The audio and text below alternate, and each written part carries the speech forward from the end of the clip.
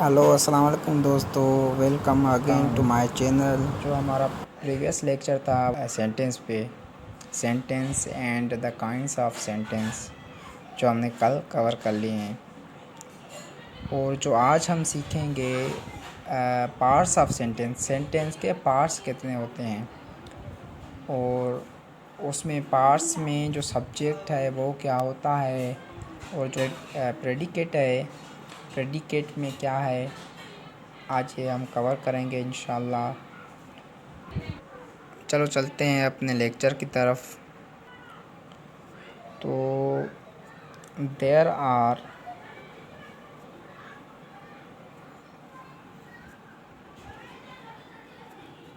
To parts of a sentence.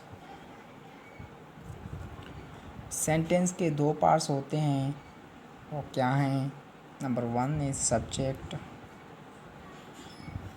And number 2 is predicate. तो हम सीखेंगे व्हाट इज़ सब्जेक्ट। सब्जेक्ट क्या है? The topic of the sentence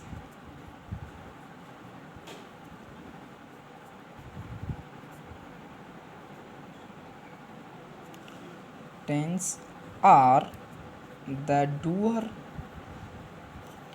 of the action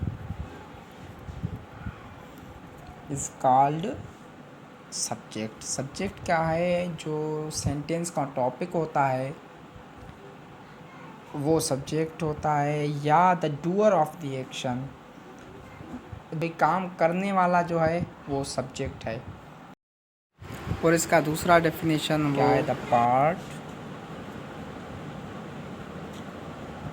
which names the person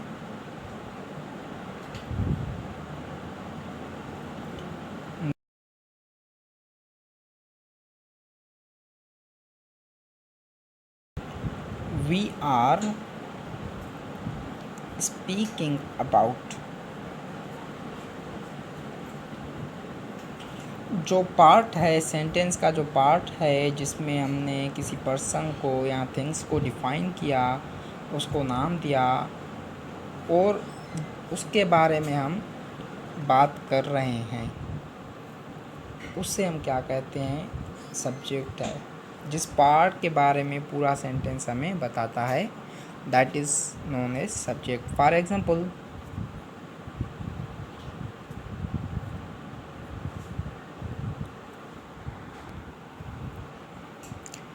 I am teaching you English. यहाँ पे है जो subject है, आई है। आई क्या काम कर रहा है?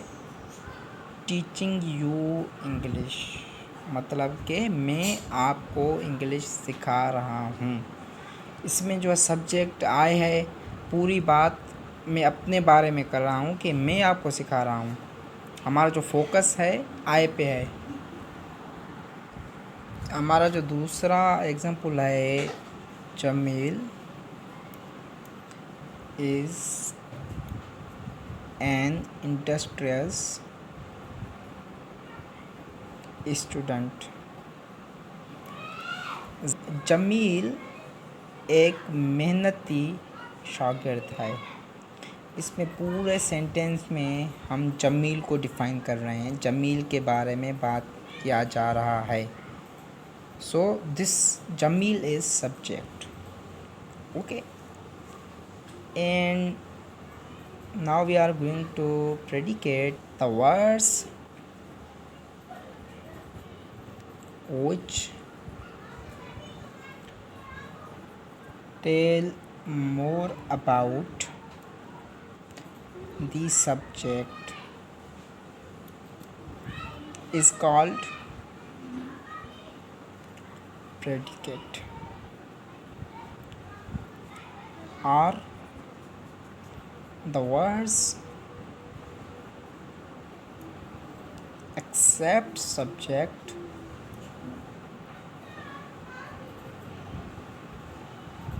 are called predicate. प्रेडिकेट क्या है? The words which tells more about the subject, वो वर्ड्स जो हमें सब्जेक्ट के बारे में बताए, उसको हम क्या कहते हैं? प्रेडिकेट कहते हैं। Are the words except subject, subject के अलावा जो भी वर्ड्स हैं वो प्रेडिकेट पार्ट्स में आ जाते हैं। There are two parts of sentence, subject और प्रेडिकेट। सेंटेंस के पार्ट ही दो होते हैं, सब्जेक्ट और प्रेडिकेट। एक सब्जेक्ट और एक प्रेडिकेट। सब्जेक्ट जो डूअर ऑफ एक्शन है और प्रेडिकेट उसके बारे में हमें बताता है। तो ये हमारा पार्ट्स ऑफ सेंटेंस जो टॉपिक था वो कंप्लीट हो गया। अब चलते हैं न्यू टॉपिक की तरफ। तो हमारा नेक्स्ट टॉपिक है the phrase and the class. The phrase क्या है? ये भी जो है एक ग्रुप ऑफ वर्ड्स है जो हमें सेंस देता है, लेकिन यहाँ से हमें मुकम्मल सेंस नहीं मिलता। तो for example the sun rises in the east,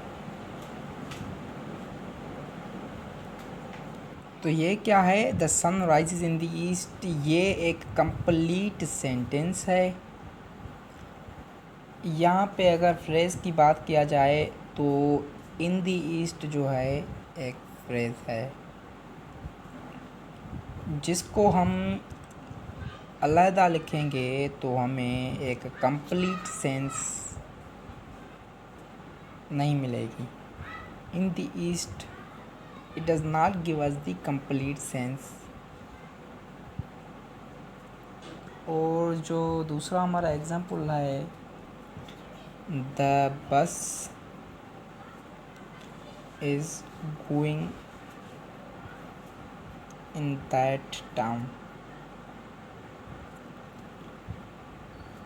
going, तो क्या है? ये भी एक कंप्लीट सेंटेंस है, बट ये जो इन दैट टाउन है वो हमारा फ्रेज है जिसको हम सेपरेटली लिखेंगे तो हमें एक कंप्लीट सेंस नहीं मिल रहा।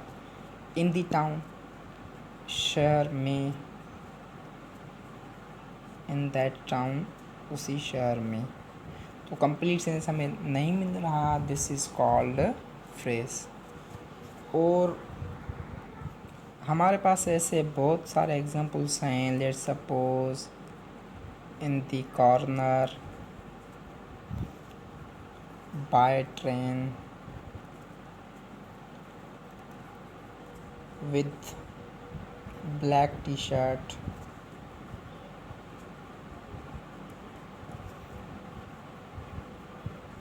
with blue shoes,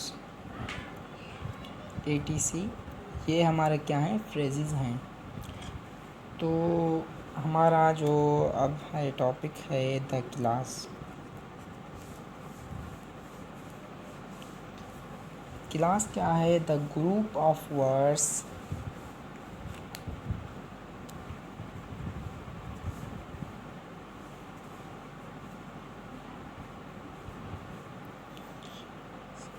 tells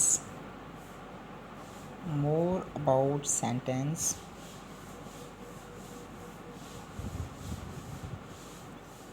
and it has its own subject and verb. Class group of words है जो हमें सेंटेंस के बारे में इजाफी मालूमात देता है and it is its own subject and verb. इसके पास जो है अपने सब्जेक्ट और वर्ब हैं जो कि फ्रेज के पास नहीं थे। That's called class. तो हम एग्जांपल के साथ सीख रहे हैं। Example the boy who is wearing red shirt is my brother.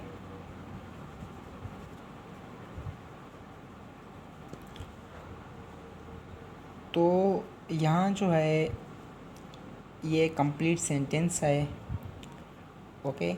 और ये जो है who is wearing red shirt, ये क्लास है जिसको रेड शर्ट पहना हुआ है।